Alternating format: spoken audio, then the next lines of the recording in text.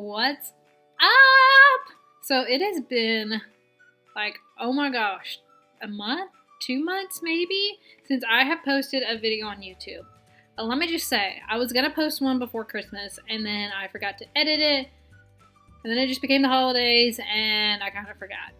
So I was gonna talk about the Dexcom Overpatch, which I believe I will still do a video on that, just a quick review on how I like it. But I wanted to do like a check-in of how'd you do around the holidays. Also, welcome 2020. I hope you guys had a great Christmas, Thanksgiving, Happy New Year, just all the holidays together. How did you survive? So I've been a diabetic for 4 years, I want to say. I can never remember when I was actually diagnosed, and I have it like on a time hop whenever it pops up. I want to say it was January of, it was before I got married, so 2016?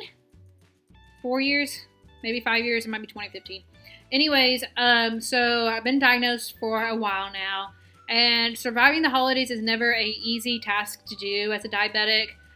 Especially around Christmas, you have like a big Christmas breakfast. That's something you do. We do it all the time. We have like biscuits, country ham, bacon, all the stuff that's not good for you, essentially.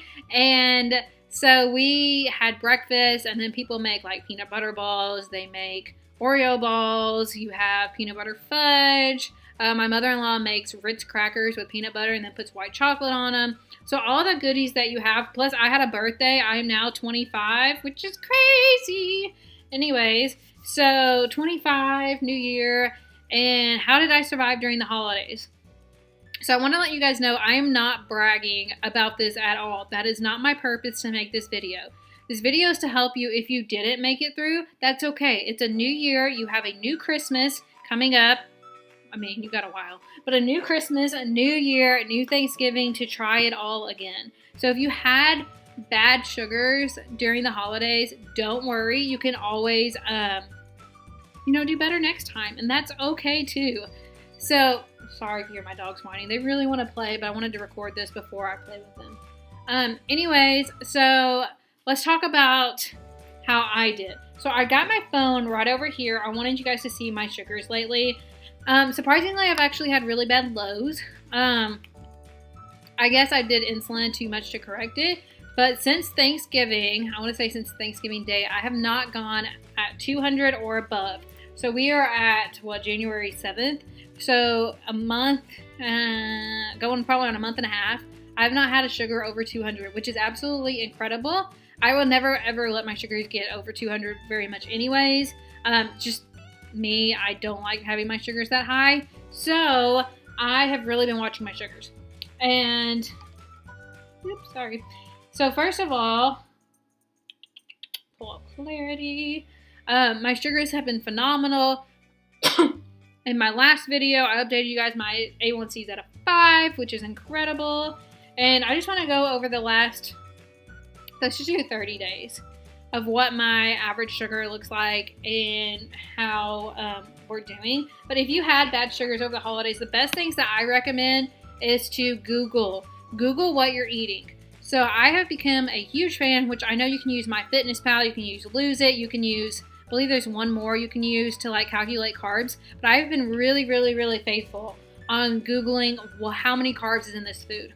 So that's something as a diabetic when I first started, I slacked on. I was like, oh, let's just guesstimate. This is 50 carbs, 60 carbs.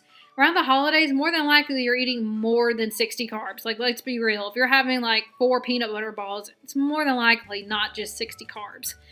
So I would Google. But the thing is, a lot of people make desserts differently. So if you Google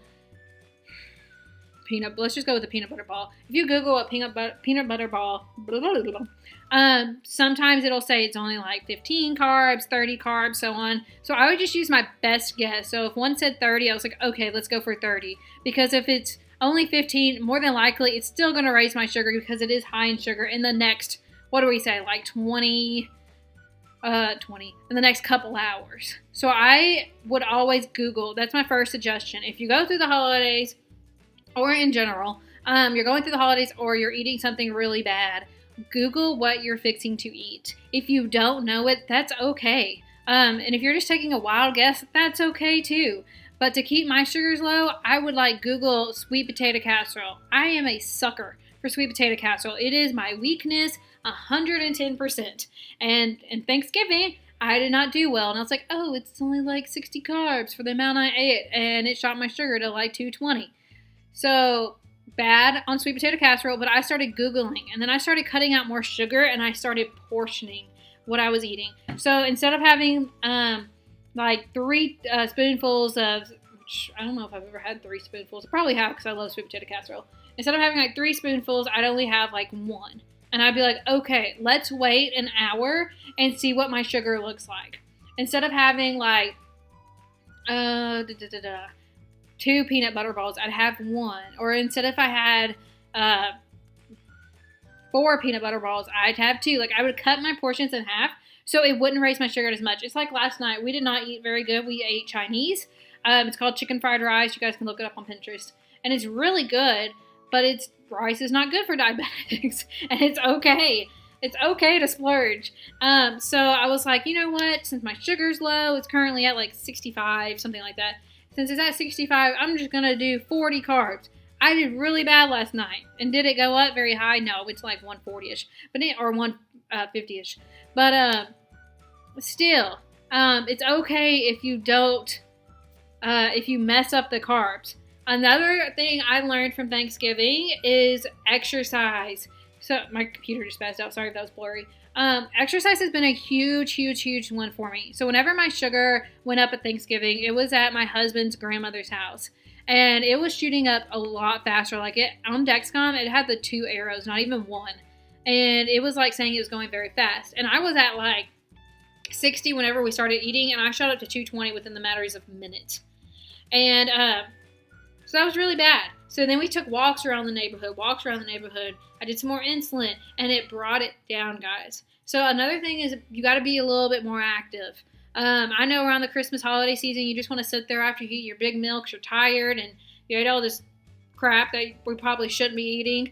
And you just don't want to do anything. You want to take that vacation, and that's okay. But as diabetics, we kind of have the responsibility, if we want to keep our sugars down, we got to get up and move a little bit. I have this ball. It's like an exercise ball that whenever we had Christmas with my husband's family, his brother and sister and mother and extended family, I brought that exercise ball, and while we were doing presents, I would keep jumping on the balls to keep my sugars down. And that's okay, guys. It's okay if you look like a weirdo and people think you look weird, but as long as my sugar stayed low, I'm pretty happy with it. So first of all, Google your information or use like MyFitnessPal, Lose It, or whatever other one thing that's out there. Second one's, Google stuff. And then exercise, guys. Exercise, and don't be afraid to do a little bit more insulin, but don't be afraid to do a little bit less insulin at the same time. Because I don't know about you guys. I don't like low blood sugars. I don't like high blood sugars. But as weird as it is, I'd rather be at 60 instead of 200. And I think it's because I'm so controlled with my sugars. When I feel at 60, which is probably not good, but when I feel at 60, yeah, you start shaking a little bit, but it's easier to bring your sugar up than it is to take it down, depending on where you're at. If you are at like 40 and 30, it is absolutely miserable. If you're at like 200, I feel miserable at 200. And I know a lot of people went over 200 with the holidays, and that's okay too. But if you want to do a little bit better for this year, Google the carbs, portion it out so you're not eating as many, or at least not so fast, and then exercise a little bit. Okay, I'm going to go back to my sugar for the last 30 days, and I am in the minimal spot on Dexcom with low blood sugars. It's been a little bit on the low side. We had to readjust. I was on 0.75 units of insulin every hour. If you're new to my channel, I'm on an insulin pump. I'm on Omnipod. Absolutely love it. I don't know what I did without it for 3 years. Omnipod has been a lifesaver. I haven't had to do injections since last August of 2019, and that has been glorious. And I have had my average sugar is 106. Can you guys see that? Yeah. 106, which is incredible. And I'm just very happy the way I've been handling my diabetes a lot better. Like I said at the beginning of this video, I am not trying to brag at all. It has taken me 4 years to learn how to do it, 3 or 4 years, how to do it a little bit better. And that's okay. I'm just trying to share as many suggestions with you guys as possible. So next year, so we're sitting at Christmas 2020 and you guys want to eat a few peanut butter balls, but then you're like, oh wait, maybe I should just have one right now. Maybe I should Google how many carbs I should do for insulin. And maybe instead of just sitting here, because it was such a beautiful day on Christmas, it was like 60 degrees here. Because it was such a beautiful day, or even if it wasn't a pretty day, maybe I should just get up and walk around, take the dogs for a walk. Or if you don't have dogs and you don't want to go for a walk, maybe if you have stairs in your house. I was at my parents' house when we had our Christmas and my sugar started going up, and they have an upstairs and a downstairs. So I was doing the stairs. No, you don't have to do it very long. I did it maybe 10 minutes and see what your sugar is. And if it's going down, perfect.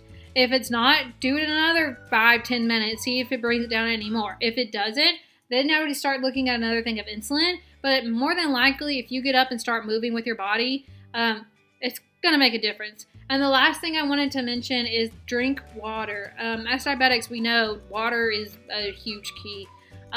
And you guys know, if you've been watching me for a while, I am a water nut. I have water sitting beside me. I drink a lot of these a day. And the only thing I drink is water, coffee, and the Milo's tea. I don't drink Cokes.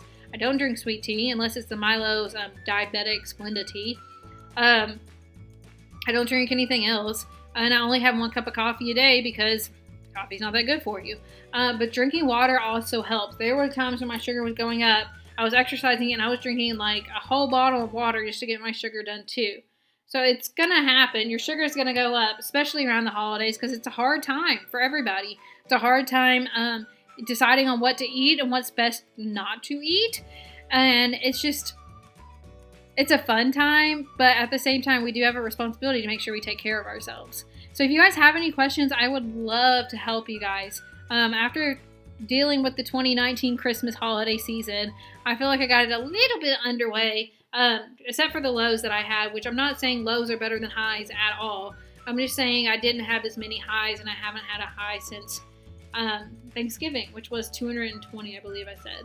So if you guys have any questions, leave them in the comments below. I'd love to help. And if you like this video, please give it a thumbs up and subscribe. Bye, guys.